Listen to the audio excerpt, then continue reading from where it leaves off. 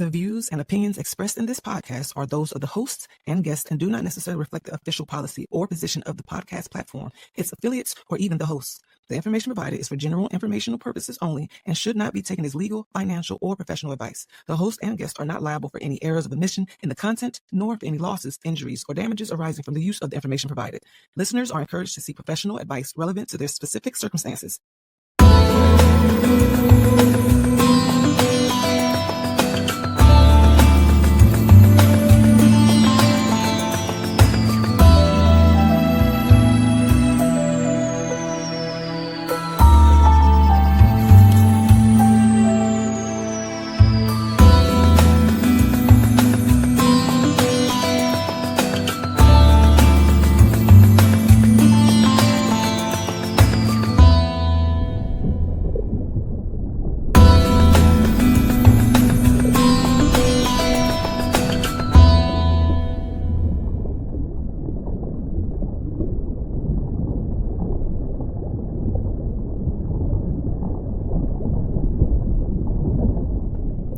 Hello, and welcome to Tea and Herbalism with Lady D. And I'm Lady D. Thank you for joining me today. We will be talking about mullein. So this is the dried mullein that I have. It's mullein leaf.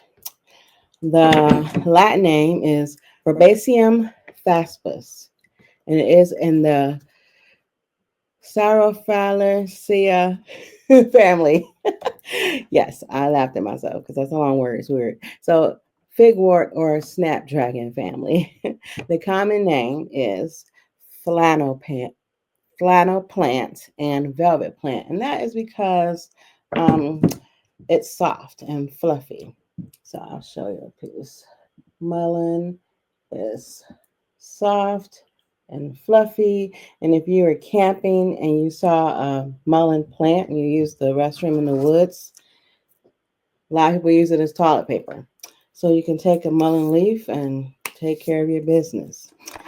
But you have to be careful because the underside has little hairs on it. So just use the top fluffy side. That's just a little note for our campers out there. So we're going to light the tea light.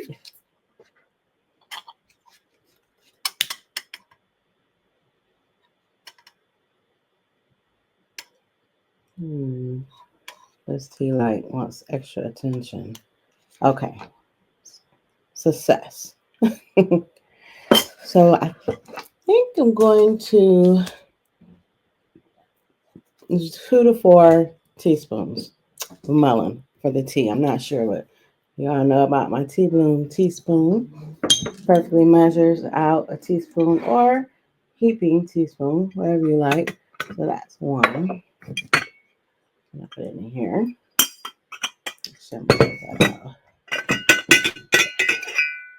It doesn't have to be perfect. 2. You can see how nice and fluffy it is. Let's do 3. I'm going to do 3 heaping teaspoons of mullein. So I want to share that I was ill a couple of weeks ago. I was congested, trouble breathing, and I like, what can I use to help get rid of this? I was taking over-the-counter stuff, and it wasn't making me feel any better, just tired and loopy. So I made up a tea with mullein, and it helped. Mullein is also an expectorant, and we'll talk about that later. But it was able to help pull that mucus out, and I'll share the recipe of that tea. I use 4 teaspoons of mullein, 4 teaspoons of rose petals, because rose is also good for pain, inflammation, and calming emotional distress. I use some rosemary, so just like a few pinches, and then 2 teaspoons of peppermint. And I drank that for about 2 days, and it helped me so much. It was much better than just taking over the counter, which I did take the over the counter. So here is the mullein once again. I'm going to go and get the hot water and pour it in. Be right back. Okay. I like to show you when I pour it. So again, we're going to eyeball it. About 8 ounces of water. Fill out a cup. You look at that. It's already a nice green color. I want you to see that, how that acts, how the water go ahead and gets that beautiful tea out. I'm going to put that lid on, keep the herbal goodness inside. I love that. So as you can imagine, that was extremely hot. But here, I just want to go ahead and show it to you again while we wait. Before I talk more about mullein. Well, look at that. How green that is. It's a beautiful color. Extracting all the herbal goodness from the mullein. Mullein is an anti-inflammatory, antiseptic, antispasmodic, so it helps with spasms. It is astringent, a demulcent, and a diuretic, which means it pulls fluid off of the body, causes you to pee. An emollient and expectorant, and that's why I used it as a tea while I was sick. I needed an expectorant. And it also is good for pain. And it says the leaves and the flowers are edible, and most people prefer it as tea. So you can also burn and inhale the mullein. So it's used for respiratory issues. I'm sure you saw on the screen, this has not been approved by the FDA. So just take note of that. So it's used for bronchitis, tuberculosis, and asthma. It reduces mucus and it acts as an expectorant. And I can tell you that it does do that. It relieves coughing, spasms, and wheezing, which I had those symptoms, coughing, wheezing. It's good for asthmatics, and mullein can be inhaled. So like I was saying, you can burn it. You can roll it into rolling paper. You can smoke the leaves, or you can just burn it, maybe like if you have an incense container, burn it and inhale the smoke. So it can be used as a poultice. So I've shared with you before, a poultice, you would chew the mullein and then place it on that part of the skin or wherever on the body you need healed. So it heals wounds as a poultice, such as ulcers, tumors, and hemorrhoids. And some people do chew up or even use a mortar and pestle with fluid and put it where people have hemorrhoids at. So you can also make mullein infused oil and I usually use olive oil, and you can use that oil for hemorrhoids too. So you can take the oil after you infuse the mullein and olive oil or whatever oil you choose for 30 days, and you strain the mullein off. Then you could take a cotton ball or tissue, whatever you like to use, and place it on your hemorrhoids. So poultice again is drawing, and it may help draw snake bite toxins and splinters. So just be careful if you do get bit by a snake, you use mullein. Make sure you follow up with the doctor or maybe an emergency room. So I just talked about the infused oil. You can drop it in your ears, like with ear drops.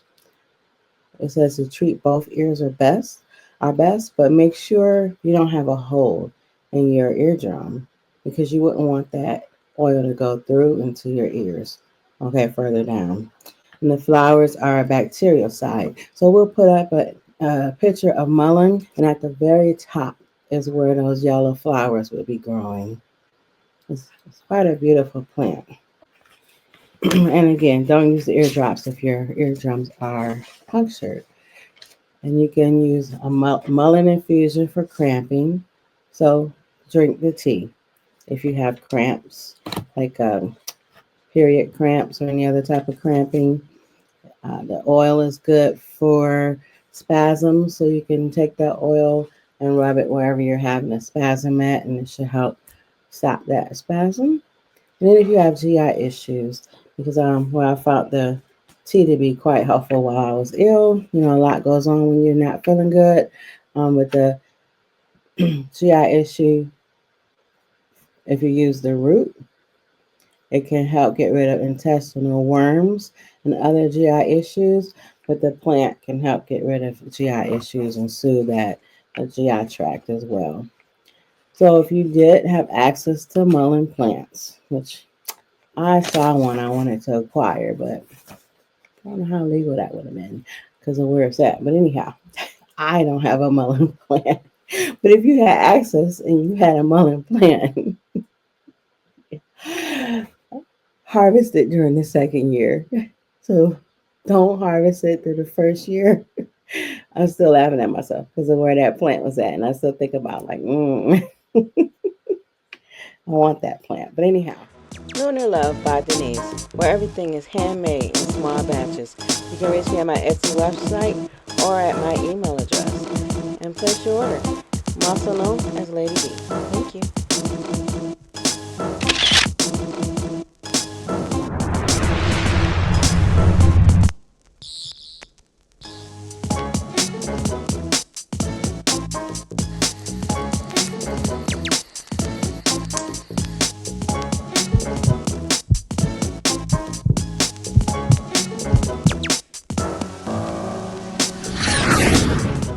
So after the second year, the stalk will be present and the flowers will be in bloom. Then you can gather it between June and July. July and September. And the flowers can be used fresh or dried. But again, you don't want to harvest the plant the first year.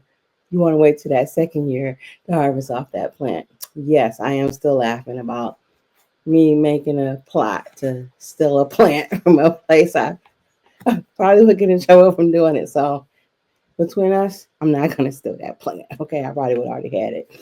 But anywho, um, I want to give a warning. Don't use mullein if you're pregnant or breastfeeding. You want to check with your doctor, but don't use it if you're pregnant or breastfeeding. Oh, I can't talk right now. It may cause skin irritations and stomach pain or difficulty breathing. Those are signs of an allergic reaction. So discontinue use if those symptoms occur. You may want to see a medical professional if that happens to you. Um, but otherwise, mullein, it worked for me, and it is something I have. You can see here at home. It is nice and fluffy. It's just like amazing to see how fluffy is, nice this is. And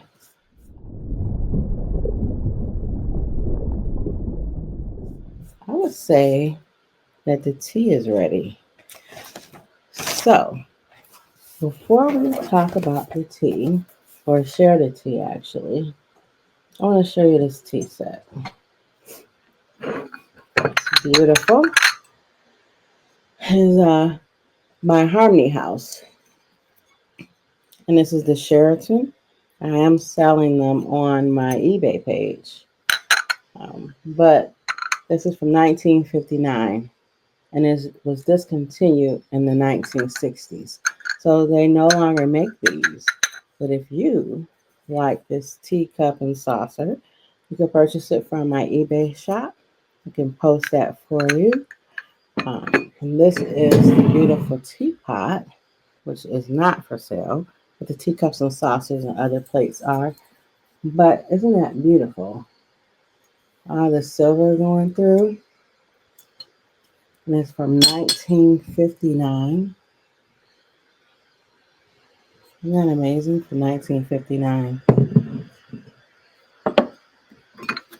So it's vintage. So I'm trying to decide if I want to use honey or sugar. I think I'll use the rose honey. I haven't used it in a little bit.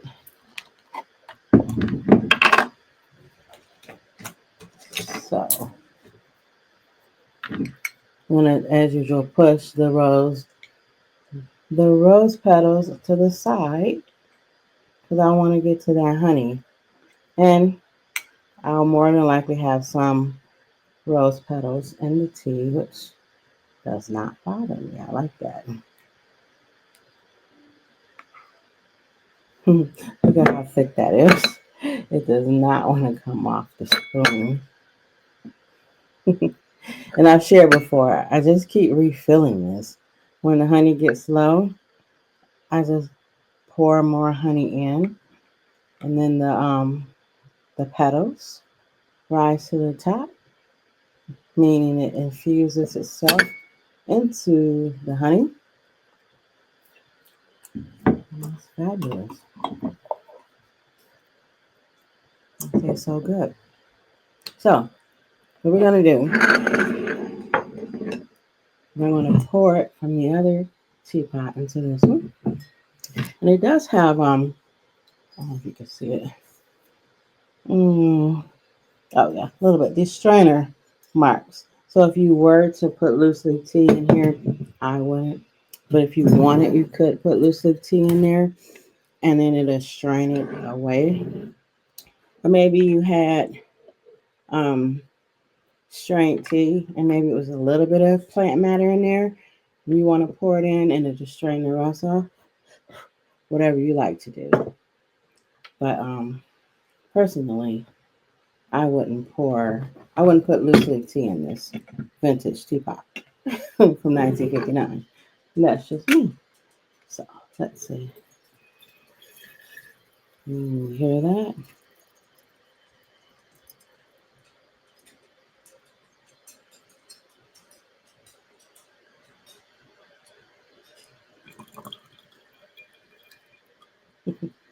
Mostly it was a little ASMR at the end. Not so much going through. You can see it's still trying to strain the fluid off the tea.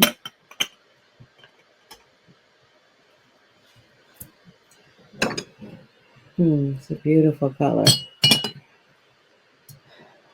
So let's pour it and taste it.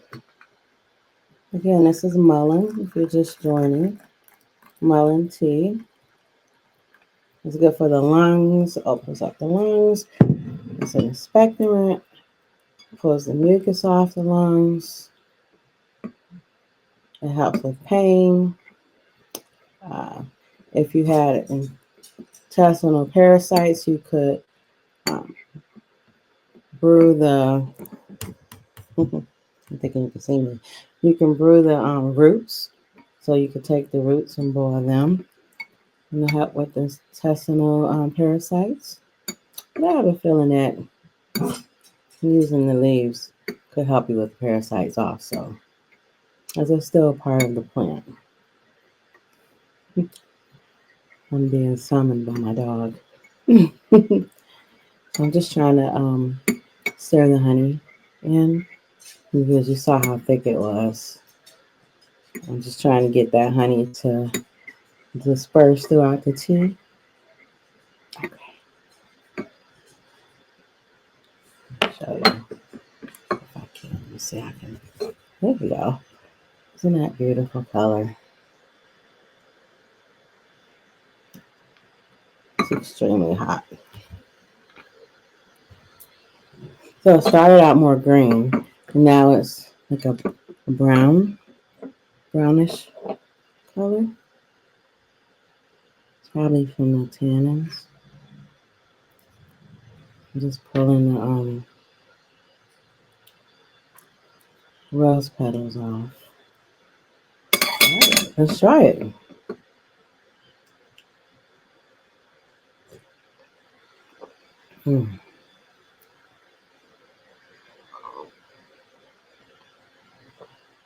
It's so good. You probably say I say that about all of it, but it is. It's so good. It's warming. It's calming.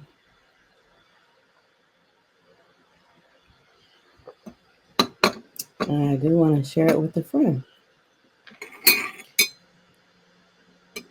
So if you want to know about a particular herb, just put it in the comments. Again, thank you for joining me. I appreciate it. You can donate to the network. And if you've donated, I want to say thank you. I do appreciate you. And I have seen and received your donations, and we'll put them to good use. Maybe you could buy more teapots or teacups. You may have a problem. That's okay. But anyway, if you want to donate to the network, please on PayPal donate to Our Gains II. When you donate there, all of the funds go back into the network in some way, shape, or form. If you want to donate to myself, my Cash App is $naturalista D.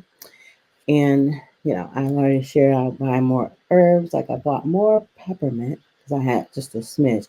Got a new bag of peppermint today. Or I'll buy some more teacups. Maybe actually you can also support my eBay shop. I will put the link down below so you can go and take a look. And take a look at this vintage wear that's there. Like I said, if you want to know about any herbs, just let me know. I have received messages from people, and we have done shows like on Rose, and I believe I had another request that I did a show on, these chamomile or something. And yeah, I enjoy being able to share the information that I know with you all, and I appreciate you stopping by to partake. So, we'll see you next time. Oh, you can also email me at lunarlovebydenise@gmail.com.